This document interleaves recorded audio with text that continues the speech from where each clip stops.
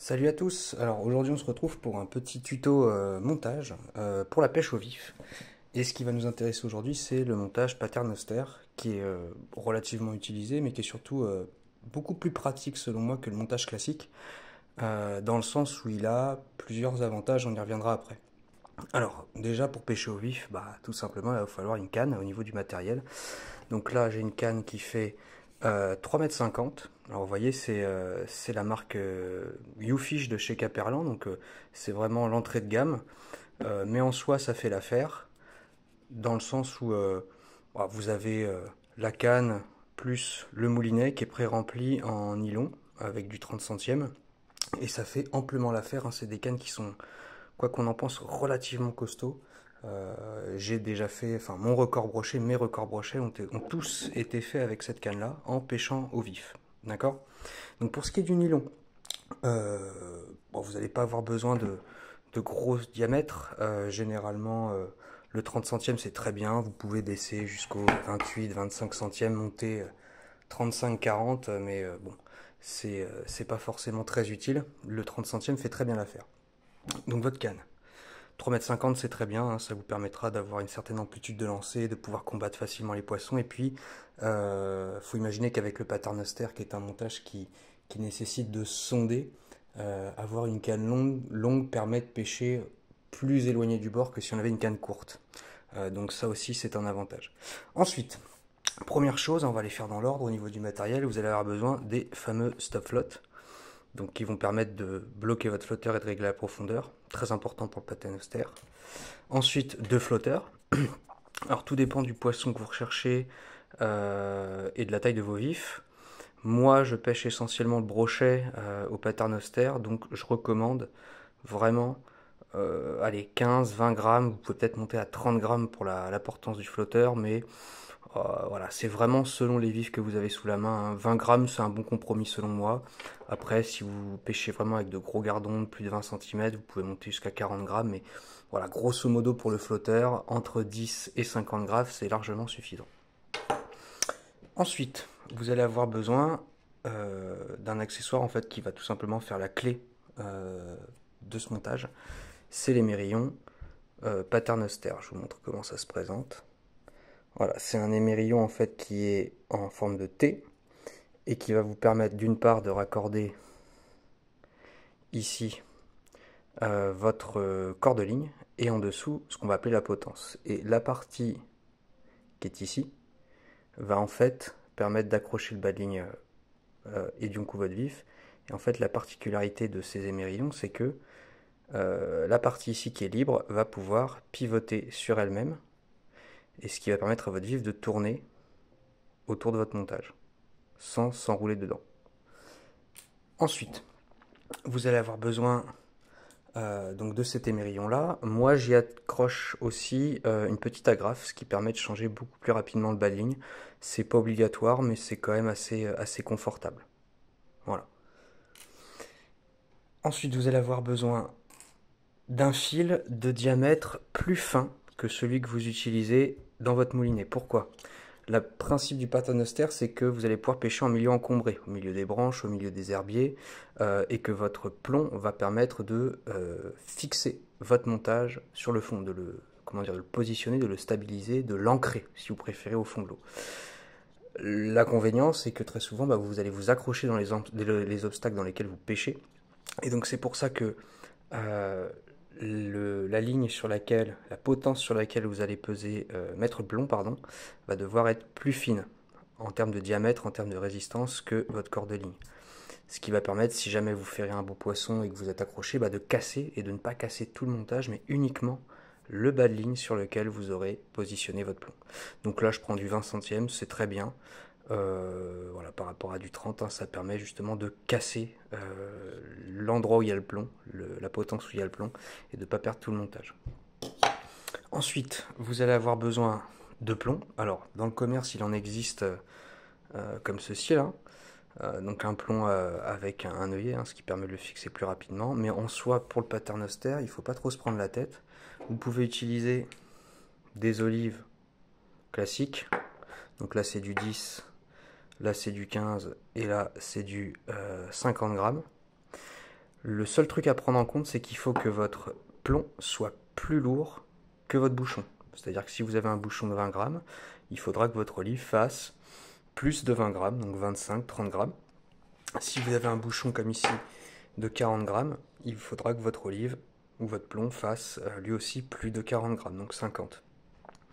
Pourquoi? Parce que si votre plomb est plus léger que votre flotteur va tout simplement remonter et vous allez vous retrouver avec un montage classique mais mal fait en vérité. Donc il vaut mieux avoir un plomb beaucoup plus lourd, à peu près 5 grammes de plus quoi, que votre flotteur. Et enfin, pour terminer, alors des hameçons, des bas de ligne. Alors bas de ligne ça dépend, hein, voilà, c'est le débat éternel fluorocarbone, acier. Moi j'utilise de l'acier parce que je cible essentiellement le brochet et honnêtement je pense ne pas perdre en discrétion. Alors j'utilise très souvent des bas de ligne en acier relativement fins, hein. Donc celui-ci c'est du 7 kg de chez Decathlon, ça fait très bien l'affaire. Et alors hameçon simple, hameçon triple, là c'est à vous de voir. Moi j'aime bien l'hameçon simple, ça permet de ne pas trop abîmer le vif et j'ai jamais eu trop de décroche, donc voilà, c'est plutôt facile. Et ça permet de pas miner le poisson comme j'ai dit. Sinon vous avez des hameçons triples avec des bas de ligne acier qui sont déjà prémontés. Decathlon, dans toutes les boutiques de pêche vous trouvez ça. Le triple, ça peut aussi s'utiliser sur un paternoster, il n'y a aucun souci. Après pour fixer votre vif, par la bouche, par le dos, par la queue, c'est à vous de voir. Moi j'aime bien le piquer par la bouche. Ça fait très bien l'affaire. Alors ensuite, au niveau de ce qui est des avantages et des inconvénients de ce montage. Alors pour les avantages, déjà ça vous permet de pêcher quand même sur un poste fixe et surtout de pêcher dans les obstacles. On sait que les carnassiers se cachent dans les obstacles. Et très souvent, quand on pêche au vif avec un montage classique, on va avoir notre vif qui va justement essayer d'aller se cacher dans ces obstacles. Et du coup, bah, vous allez très souvent vous accrocher ou alors vous allez ramener votre vif avec un gros paquet d'algues ou des branches. Donc le montage paternoster permet vraiment de pêcher à proximité directe de l'obstacle sans que votre vif, puisqu'il est ancré dans le fond grâce au plomb, puisque votre vif voilà, ne pourra pas aller se planquer dans les obstacles. Il va tourner autour de votre ligne grâce à les mérillons paternoster, et il pourra pas aller se cacher dans l'obstacle. Alors attention là aussi à la taille de votre vif, hein. Si vous mettez sur un montage léger un vif trop gros, il pourra quand même tirer le plomb sur le fond et il ira se cacher dans l'obstacle. Donc il faut vraiment faire attention, hein. Ça c'est presque j'ai envie de dire la difficulté majeure de la pêche au vif, c'est de bien gérer la taille de ces vifs pour pas qu'ils fassent couler le bouchon et pour pas qu'ils entraînent le montage à droite et à gauche. Mais ça c'est le principal avantage. Vous allez pêcher à proximité directe de l'obstacle, à 1 mètre, à 50 cm de l'obstacle, là où se cachent généralement les carnassiers, et vous n'allez pas vous accrocher dedans. Et vous verrez que quand vous commencerez à pêcher avec ce montage et que vous vous perfectionnerez dans son utilisation, généralement vous l'utiliserez plus que le montage classique. Enfin, du moins, moi, c'est ce qui m'est arrivé.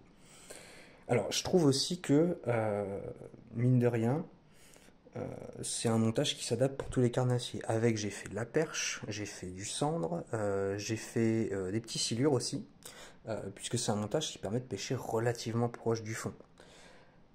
Contrairement au montage classique où vous allez peut-être plutôt pêcher entre deux eaux. Alors pour ce qui est des inconvénients maintenant, c'est peu adapté selon moi pour les changements de poste réguliers. Pourquoi? Parce que puisque vous allez devoir sonder et régler la hauteur du flotteur avec précision, pour pas que votre flotteur coule entraîné par le plomb, ça ne vous permettra pas de changer forcément de poste très souvent. C'est plutôt fait pour pêcher un poste fixe pendant assez longtemps, puisque voilà, des fois à 1 mètre de distance, vous allez vous retrouver avec 50 cm de fond en plus, 1 mètre de fond en moins, et en fait, si vous voulez changer comme ça votre vif de position, il va falloir le sortir de l'eau, régler la hauteur, etc., etc. Donc c'est peut-être un inconvénient. C'est pas un montage qui vous permettra de pêcher très loin du bord, puisque en fait vous allez être limité pour ce qui est du réglage de la profondeur par la longueur de votre canne. Hein. Là, si vous avez, je sais pas, une canne de 3,50 m comme ici, et que vous avez sur votre poste 5 mètres de fond, vous allez avoir énormément de mal à régler la hauteur de votre flotteur et même à lancer proprement. Ça va tout simplement être infaisable. Donc c'est aussi un des inconvénients, c'est que contrairement à une ligne classique que vous pouvez balancer très loin, celle-ci, elle va vraiment servir, ce montage va servir à pêcher près des obstacles et donc nécessairement très souvent près du bord. Et donc le gros désavantage, enfin le gros désavantage, un des désavantages aussi du paternoster, c'est qu'il faut prendre le temps de bien sonder avant de balancer son vif. Et un dernier inconvénient que j'ai pu noter aussi, c'est que je trouvais que le vif se fatiguait un petit peu plus vite, puisqu'il va avoir tendance donc à tourner autour de la ligne, et parfois il va émettre des petites tirées comme ça pour décaler le flotteur, ça peut arriver. Et le fait de tirer des plombs assez gros, ou du moins d'essayer voilà, de se dégager d'un plomb qui va l'ancrer au fond, peut le faire se fatiguer plus souvent. Mais bon, généralement, il n'y a pas trop de soucis. Alors maintenant, pour ce qui est du montage en lui-même, ça va être très simple. Alors comme tout montage pêche au vif qui nécessite un bouchon coulissant, bah, vous allez tout simplement devoir dans un premier temps mettre votre stop flotte. Alors je coupe un peu le fil qui est un peu... Voilà, le fil était un peu vrillé. Je vais faire quelque chose de propre. Donc les stop flottes, c'est pas très cher, hein, vous trouvez ça chez Decathlon. Donc vous mettez votre ligne dans le petit anneau du stop flotte là. Et ensuite le stop flotte vous le faites glisser sur la boucle. Vous maintenez bien votre ligne. Hop, et voilà. Donc là votre stop flotte, il est positionné sur votre ligne. J'essaie de vous montrer comme il faut. Voilà. Ensuite, une fois que votre stop flotte est mis, vous tirez un peu, vous allez positionner votre flotteur coulissant. Donc là c'est un 20 grammes, pareil c'est vraiment le bas de gamme de chez Decathlon, mais ça marche très bien honnêtement pour la pêche au vif, il n'y a pas besoin de se ruiner, c'est aussi ça qui est avantageux avec ce type de pêche. Donc vous mettez votre flotteur,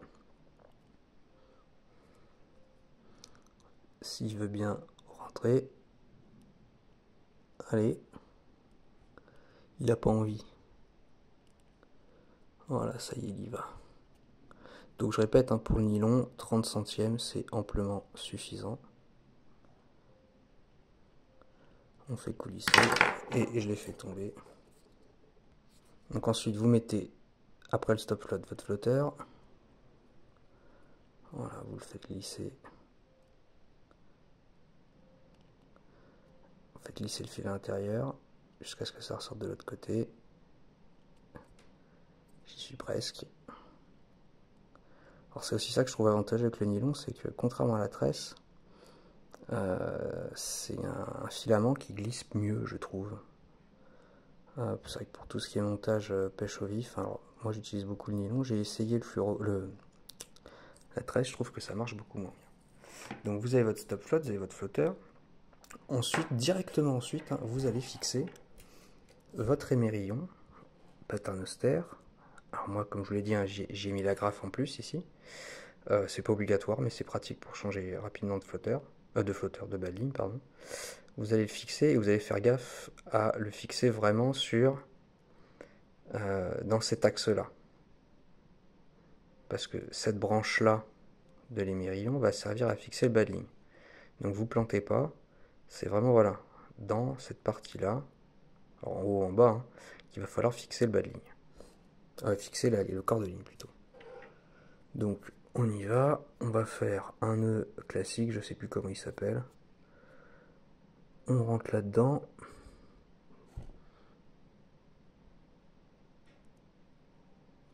On rentre dans le nœud, dans la boucle, dans l'anneau.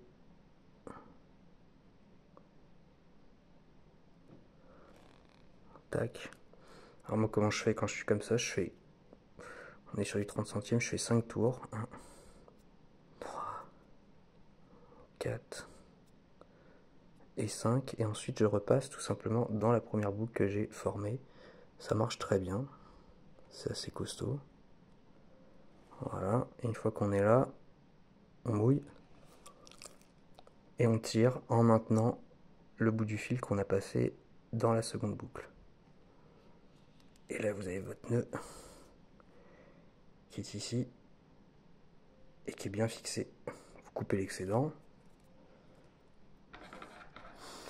Alors comme d'hab, hein, vous laissez un petit peu de marge de manœuvre. Voilà, il reste 3-4 mm à peu près, c'est suffisant. Ensuite, là vous allez fixer sur l'autre partie de l'émerillon la potence avec le fil de moindre résistance. Alors ça dépend des secteurs que vous pêchez. Si vous êtes sur des secteurs où il y a, je sais pas, 1,50 m de fond, vous n'allez pas mettre une potence très longue. Il ne faudra pas mettre un baling très long non plus. Je m'expliquerai après. Donc moi, je pêche dans des secteurs dans l'Oise où il y a pas mal de fond au niveau du bord. On peut être à plus de 2,50 m de fond. Donc je veux pêcher près du fond. J'ai des bas de ligne en acier qui font à peu près 30, 40, entre 30 et 70 cm. Je vais mettre à peu près 80 cm de potence. On y va.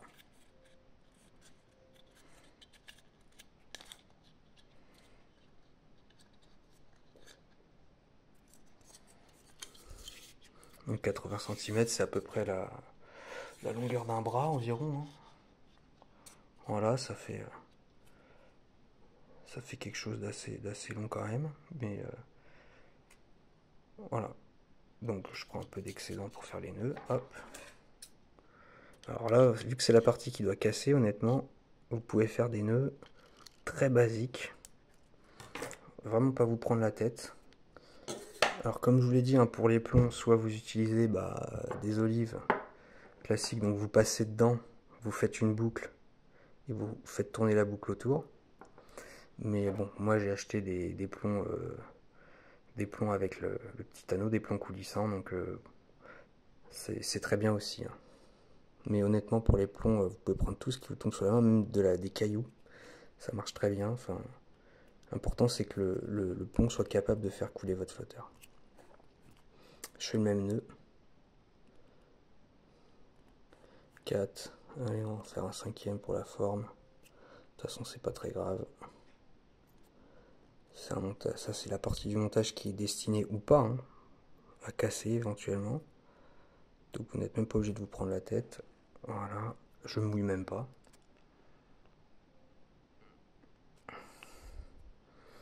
Et ensuite, la partie, donc vous allez planquer là. Ça va permettre de, voilà, de justement d'ancrer votre montage près du fond. Puisqu'au-dessus de ça, vous allez avoir les mérillons. Avec ensuite le corps de ligne et le bouchon. Et en fait, votre vie va tourner autour de cet axe-là. Là. Donc on va le fixer sur les mérillons. La deuxième branche de l'émérillon. Et donc ici.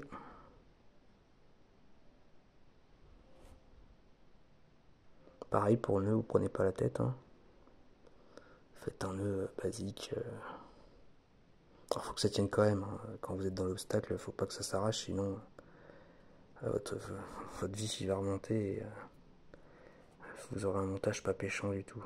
Allez, 2, 3, 4, 5 pour la forme. On repasse dans la première boucle. Je crois que je suis dedans. Ouais, je suis dedans. Et voilà. On coupe l'excédent. Alors, c'est pas obligatoire, mais bon, faut couper quand même un peu, ça évitera des emmêlements. Et là, votre montage, il est fait. Il reste plus qu'à placer le bas de ligne. Alors, pour le bas de ligne aussi, l'important. Donc là, je vais faire un peu de place pour que vous voyez un peu mieux. Hop, on va enlever tous ces trucs-là qui ne nous servent plus. Hop, hop. Là, vous avez donc votre potence, 20 centièmes, hein, ou moins, ça dépend, avec le plomb. Il faut que votre bas de ligne en acier, ou votre bas de ligne tout court, hein, ça dépend ce que vous utilisez, soit plus court. Pourquoi? Parce que ça évitera à votre vive d'aller se ficher dans le fond. Donc là, on est sur un bas de ligne de 80 cm. Vous pouvez utiliser, on est sur une potence pardon, de 80 cm. Vous pouvez utiliser des bas de ligne qui font 40, 50, 70 cm sans problème. Ce qui permettra à votre vive de nager juste au-dessus du fond. Il va évoluer en fait en tournant autour de l'axe. Il va évoluer vraiment en faisant des hauts et des bas comme ça. Mais le but, c'est pas qu'il aille se caler dans le fond. D'accord? Donc, moi j'utilise, comme je vous l'ai dit, or celui-ci est assez court, hein, mais en soi c'est correct, hein, ça le fait aussi. Donc ça c'est un bas de ligne que j'ai retravaillé, vous voyez j'ai même coupé ici l'ancienne boucle pour faire un nœud tout simplement sur l'hameçon. C'est un bas de ligne résistance 7 kg, donc c'est de l'huile d'acier mais c'est relativement fin. Et là vous allez tout simplement D'où l'intérêt de l'agrafe, hein, le clipser, et du coup, vous y fixez votre vif. Alors comme je vous l'ai dit, l'agrafe, elle est pratique, parce que si vous attrapez que des gros vifs, vous pouvez changer votre bas de ligne, vous mettez un bas de ligne peut-être plus résistant avec un hameçon plus gros. Si vous avez des vifs plus petits, vous mettez un bas de ligne petit avec un hameçon plus petit. Alors pour la taille des hameçons, ça c'est pareil, hein, c'est le grand débat. Vous pouvez très bien utiliser des gros tripes comme celui-ci. Moi je considère que c'est gros pour le brochet. Vous pouvez utiliser des tripes plus petits, voilà. Vous pouvez utiliser des simples, ça c'est un numéro 4. Vous pouvez utiliser un numéro 2, voire même plus gros. C'est vraiment la taille de votre vif qui va déterminer la taille de votre hameçon, et pas l'inverse. Parce que si vous mettez un hameçon trop gros sur un vif trop petit, d'une part vous allez abîmer le vif, il va être beaucoup plus blessé, il va se fatiguer plus vite et il risque d'être moins attrayant, de mourir plus vite au bout de votre ligne. Le but quand même, hein, on est des pêcheurs au vif, mais on n'est pas des gros bourrins, le but c'est quand même de pouvoir relâcher votre vif dans de bonnes conditions après votre partie de pêche si aucun carnassier n'a pris. Donc je vous reprends et je vous montre un peu comment ça se positionne dans l'eau. Alors dans l'eau, comment ça se présente? Donc là, on imagine que c'est le fond de l'eau. Vous avez votre plomb plus lourd que votre flotteur, avec votre potence qui est juste ici. D'accord? Ensuite vient l'émerillon qui est ici, et votre bas de ligne acier, au bout duquel vous allez fixer un vif, avec le hameçon qui est là. Et ce qui va se passer en fait, c'est que votre vif va tourner autour de votre montage comme ça, hein, il va tirer et puis il va passer de l'autre côté, il va faire des va-et-vient, et il y a votre flotteur qui est là. Alors, sur ce montage, comme je vous l'ai dit, l'important c'est de bien régler le fond, puisque vous pouvez, comment dire, très bien pêcher dans des zones qui font 2,50 m que dans des zones qui font 3 mètres. Alors ça dépend de la longueur de votre canne une fois de plus. Mais en gros, l'idée c'est que si votre flotteur est réglé à 2,50 m et que vous avez 3 mètres de fond, votre flotteur va couler forcément, puisque le plomb va l'entraîner vers le fond, il est plus lourd que le flotteur.